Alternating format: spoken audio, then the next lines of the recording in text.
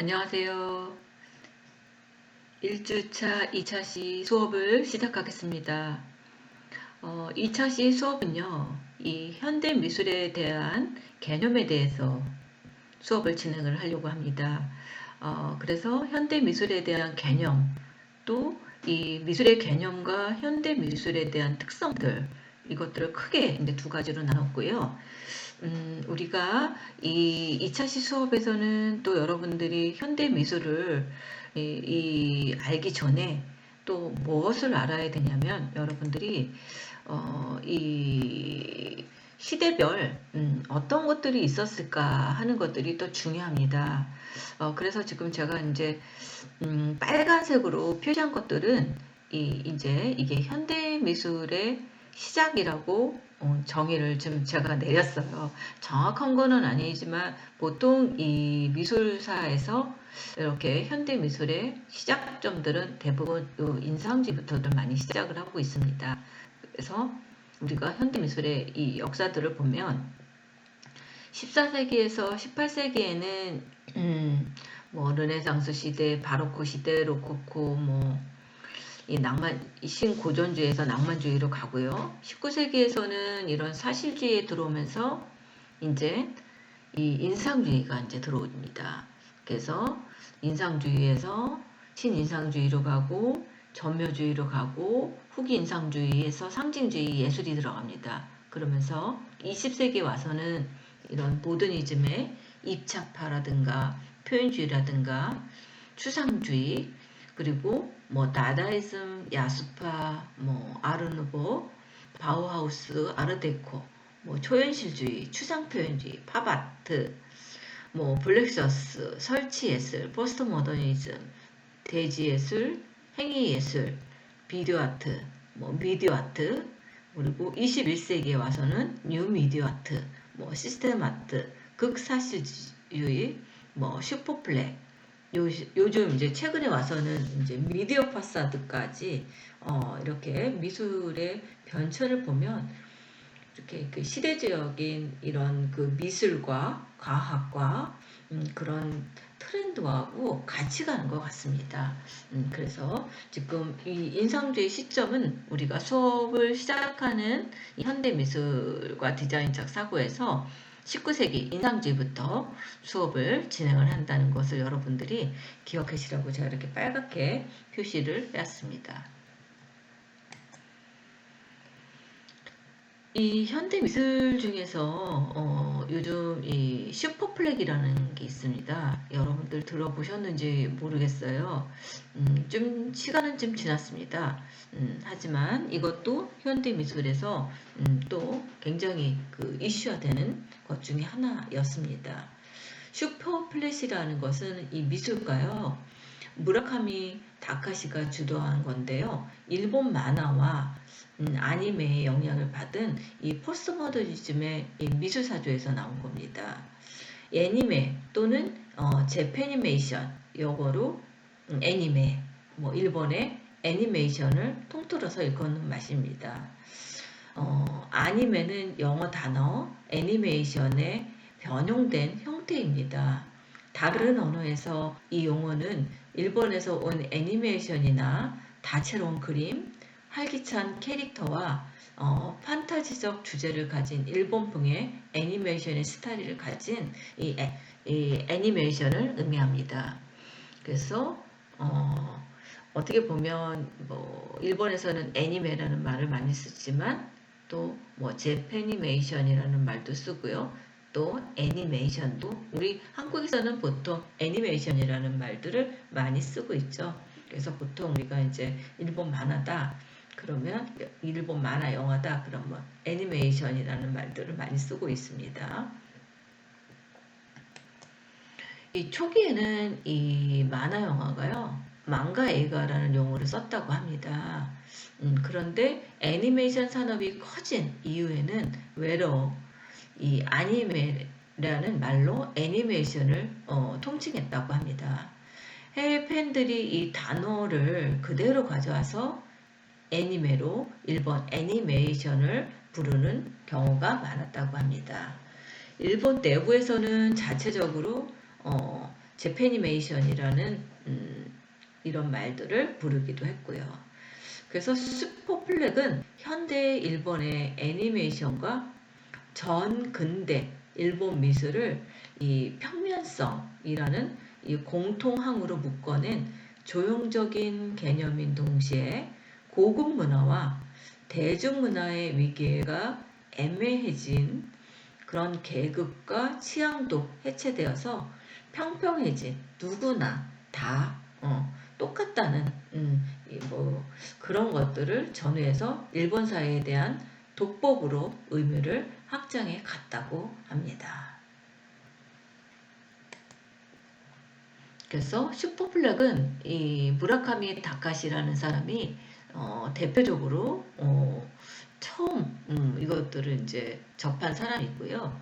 일본 현대 미술을 대표하는 작가 중에 한 사람이기도 합니다. 그리고 또 아시아의 대표적인 팝 아스트인 이 무라카미 다카시는 그 재패니메이션을 기본으로 해서 자신만의 그런 캐릭터와 세계를 창조해서 작업을 하고 있는 이런 작가입니다. 그래서 일본 애니메이션을 보고 자란 세대들에게 익숙한 그런 컬러풀한 색채와 또 TV나 컴퓨터 모니터와 같이 한없이 평평한 이런 슈퍼플렉 채색 기법 그리고 강렬한 그런 검은 외곽선을 특징으로 이 장난스러우면서도 기괴하고 아름다운 그런 가상세계의 이야기를 아크릴활로 또는 설치 작품으로 풀어 나가고 있습니다.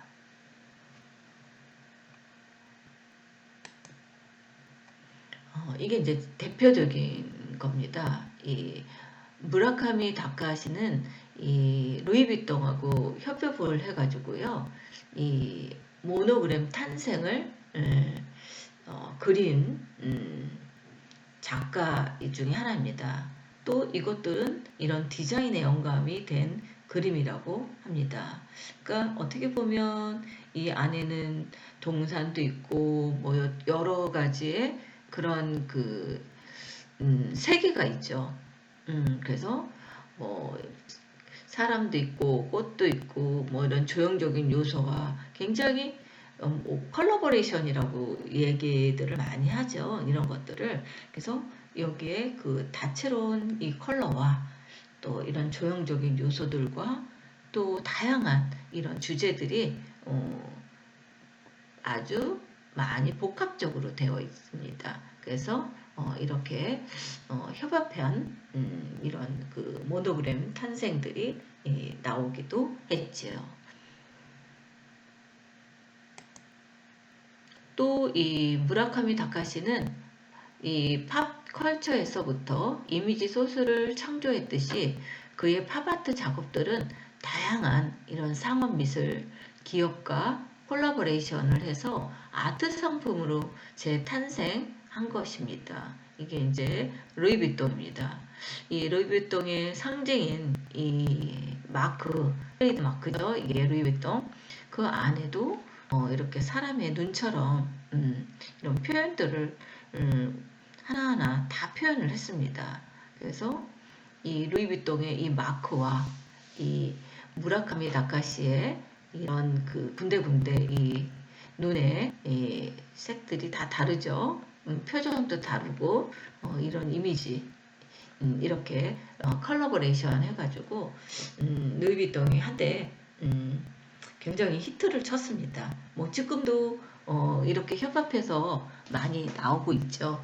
요즘도 그냥 패션도 마찬가지죠. 가방, 뭐 패션, 뭐 여러 가지들이 이렇게 컬러버레이션 해가지고 요즘은 이제 대중화가 됐습니다. 그 이때만 해도 굉장히 이슈화가 됐었습니다. 어떻게 저렇게 했을까 하고. 이 2002년에 럭셔리 브랜드 이 루이비통과의 협업이 상업적으로 엄청난 성공을 했다고 합니다. 그러니까 이 슈퍼블랙이라는 이런 말도 생소했지만 2002년에 루이비통이 처음으로 이런 협업을 한 거죠. 그래서 루이비통은 이 무라카미 다카시와 콜라보레이션으로 칙칙하고 지루했던 이런 브랜드 이미지를 일신하며 막대한 수익을 올렸다고 합니다. 그래서 굉장히 그 이슈화가 됐었습니다. 루이비통이 저렇게도 만들어? 그래서 젊은 사람들이 이제 이것들이 시작이 되면서 젊은 사람들이 이 루이비통의 이 명품 가방들 뭐 여러 가지 그것들을 많이 사기 시작을 합니다. 요즘은 이 구경하기도 아주 힘들더라고요. 대기들이 되게 많더라고요. 그 정도로 인기가 많이 있는 것 같습니다.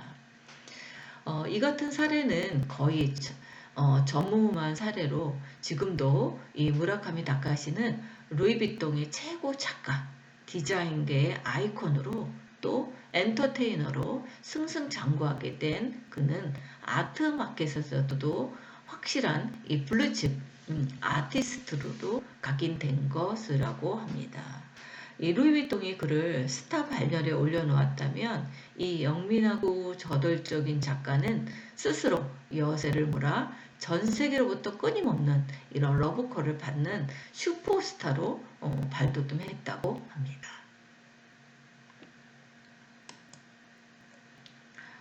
이렇게 반짝거리는 동그란 애니메이션의 눈동자, 그리고 프랑스 명품 브랜드인 이 루이비통의 콜라보레이션이 이렇게 해서 나왔습니다. 그래서 지금 루이비통의 이 마크와 이 눈동자의 색들이 다 다르죠. 이렇게 해서 무라카미 다카시가 이 그림을 이렇게 그려서 이렇게 협업해서 나왔습니다. 그리고 이 앞에도 그러니까 크게 이렇게 루이비통 이 백에 크게 이렇게 컬러버레이션을 했죠. 그래서 이 루이비통이 이제 2002년에 이것들을 했고요. 지금은 거의 한 20년이 다 돼가죠. 20년이 다 돼가면서 엄청난 변화가 되어 있죠.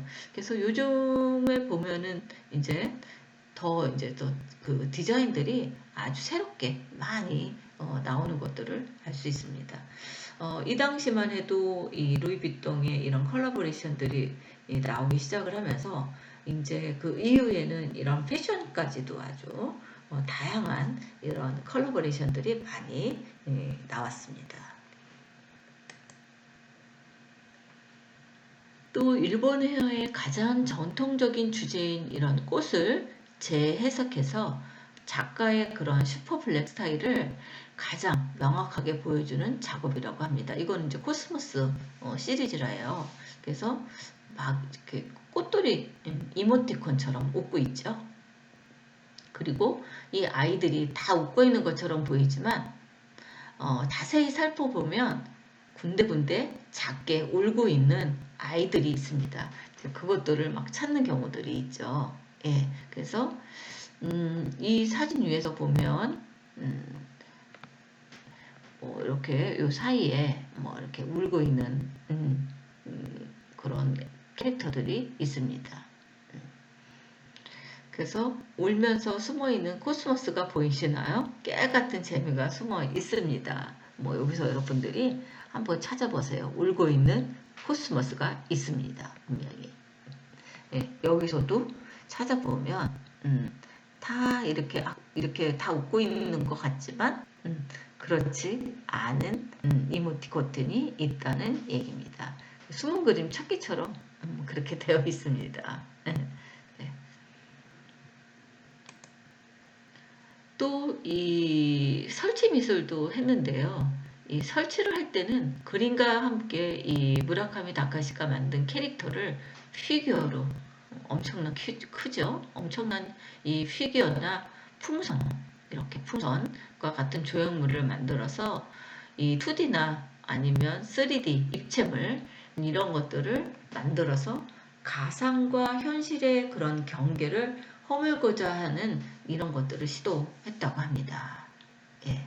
그리고 실제로 전시를 보았을 때는 놀이동산에 온 듯한 이런 컬러풀하고 이상한 그의 오타쿠 세계에 진입한 기분이 든다고 합니다. 그래서 젊은 친구들은 아마 되게 좋아했을 것 같아요. 예. 그래서 이런 캐릭터들을 모으는 그런 친구들이 상당히 많이 있죠. 요새 젊은 친구들은.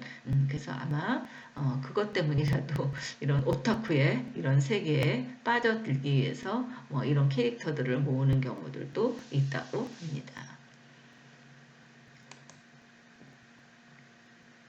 이것도요. 그냥 만화 같은 그림이죠. 이거는 앤디 월의 뒤를 이어서 아시아적 팝아트를 개척한 일본 작가 무라카미 다카시는 작품값은 비싸기로 아주 유명하다고 합니다. 무라카미 다카시는 작품값은요, 생존 작가 중에서 거의 최고 수준을 달리고 있대요. 물론 미국 작가 제프 쿤스의 반짝이는 대형 스테인리스 조각이 좀 더 비싸지만 무라카미 작품도 그에 묻지 않다고 합니다.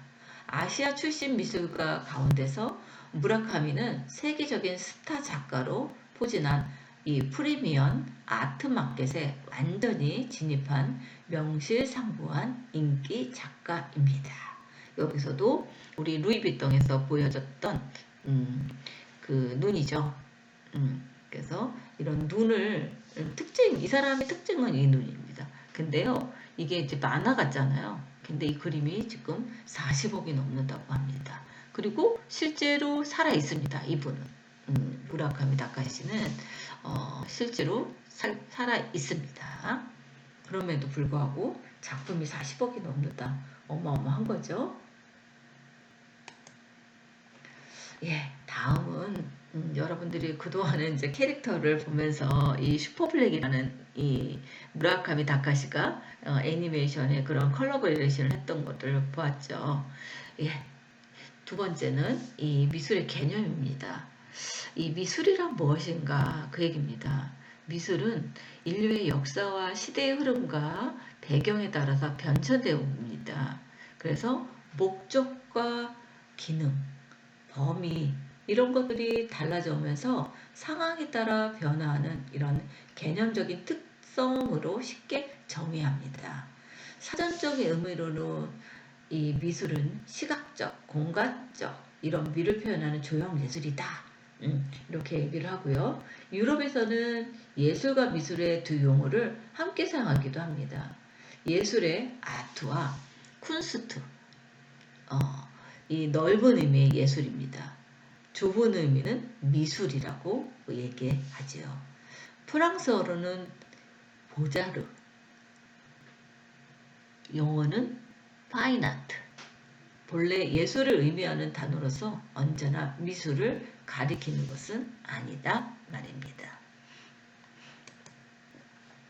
역사적으로 봤을 때 처음부터 미술이라는 개념이 있었던 것은 아니라고 합니다. 미술이라는 단어는 일본에서 처음으로 등장한 신조어라고 합니다. 1873년에요. 오스트리아 비엔나에서 개최된 이 만국 박람회 출품 목록 중 독일어 쿤스트 게베베 이로 번역으로서 사용되기 시작을 했고요. 일본은 이 학교 명칭을 비롯한 여러 경우에서 미술이라는 용어가 널리 사용되었고 19세기 말경에는 이 중국과 우리나라에도 도입이 되었다고 합니다. 그래서 미술은 원래부터 존재했던 개념도 아니고 여러 차례를 거치면서 정착된 역사적인 개념이라고도 주장을 합니다.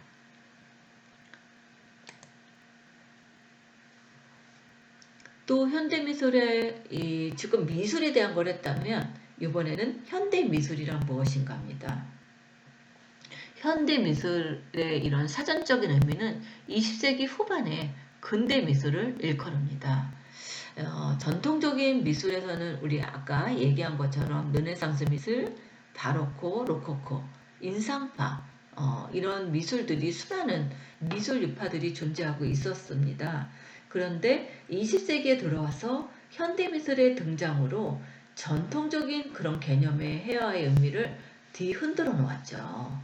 그래서 전통파, 현대파 이런 것들이 있습니다. 그래서 굉장히 이 현대파와 전통파와 그런 이렇게 싸운다고 그랬다나 논쟁들이 굉장히 많이 있었습니다.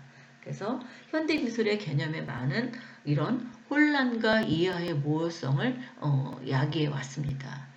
또 이 자연의 모방과 재현이라는 전통적인 회화 개념이 현대미술에 와서는 약화되어 가는 추세였고, 그 이의 원인이 무엇인가를 추적해 볼 수 있다고 볼 수 있습니다. 그래서 현대미술은 대략 19세기 후반부터 현재까지의 미술을 의미하기도 합니다. 그래서 근대 미술 뒤에 미술을 의미하지만 이 경계는 좀 모호한 편이라고 볼 수 있습니다. 현대 미술의 시작을 민상비의 등장으로 뽑는다고 얘기했죠. 현대 미술 중에서도 1970년대 이후의 미술을 보통은 동시대 미술로 구분을 합니다. 대략 1860년도에서 기간의 예술작품을 포함해서 예술의 형식과 철학을 의미합니다. 현대미술은 모더니즘 실험 정신을 추구하며 과거의 전통을 버린 예술과 관련되어 있습니다. 그리고 현대 미술가들은 새로운 시각과 예술의 재료와 역할의 본성에 대한 신선한 생각으로 실험하였습니다. 이 전통적인 예술의 특징인 묘사에서 벗어나 추상을 지향하는 것이 더욱 현대적인 이런 미술의 특징이라고 볼 수 있습니다. 현대미술을 20세기 미술의 역사와 그 변천된 과정으로 가정해 볼 때 이 시대에는 다양하고도 획기적인 이런 미술운동이 일어났습니다. 20세기에 들어와서 야수파니, 입체파니, 이 독일의 표현주의, 또 프랑스의 입체파, 이탈리아의 미래파, 소련의 절대주의, 시프레마티즘이라고도 얘기합니다. 그리고 구성주의, 그리고 네덜란드의 신조형주의, 다시 프랑스에서의 순수주의의 절대주의, 그리고 다다이즘과 초현실주의 미술, 이런 것들이 현대미술의 대표적인 미술이라고 볼 수 있습니다.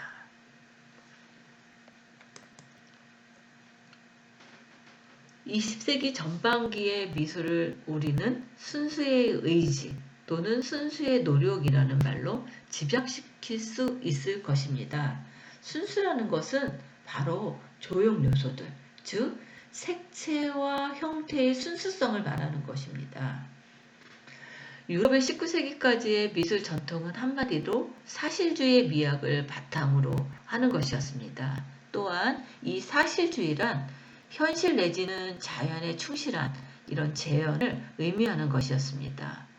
20세기 미술은 새로운 조형적 질서를 창조하기 위해서 여러 가지 실험들을 많이 하면서 찾았습니다.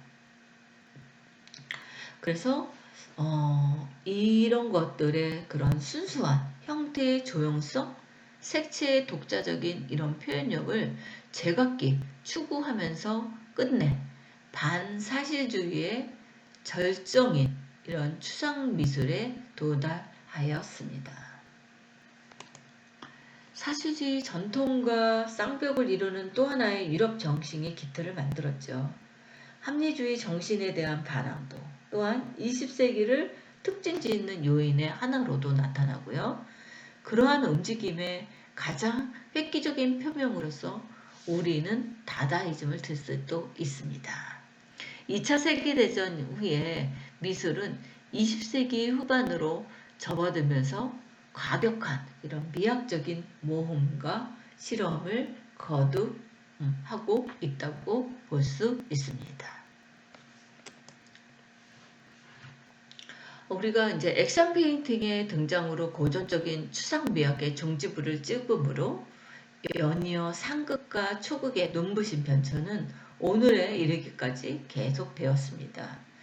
이 전후의 이즘, 중심의 미술운동과 달리 아트의 명칭을 앞세웠습니다. 이를테면 팝아트, 옵아트를 필두로 하여 키네틱 아트와 라이트 아트 또는 정크 아트, 그리고 오늘날의 개념 미술 등이 그 대표적인 예술이라고 할 수 있습니다. 조용의 문제를 가장 순수한 상태로 집약한 것이 추상미술이라고 하는 이 국제적인 표현 형태, 창조주의의 의미와 맞붙은 궁극적인 미술 형태로 오브제 미술을 걸쳐 오늘의 컨셉 아트로 등장하는 것이라고 설명합니다.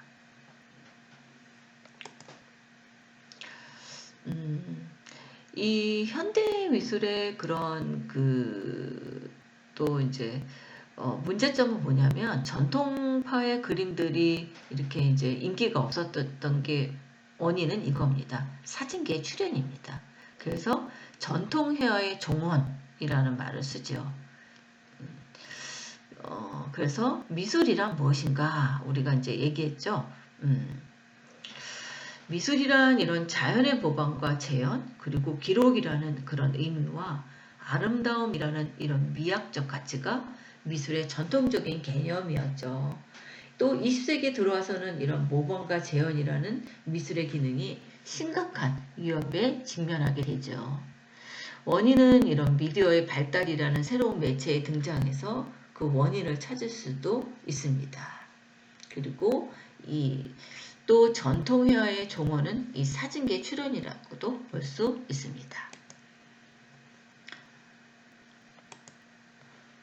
또 한때 어떤 화가는 사진기의 재현성에 도전하기라도 하듯이 놀라운 재현성을 선보이기도 했고요. 사진기의 그런 차가운 현상, 이 재현성에는 어찌되었건 절망할 수밖에 없었고 자연의 재현이라는 전통적인 회화 개념을 포기할 수 없었던 것이었습니다.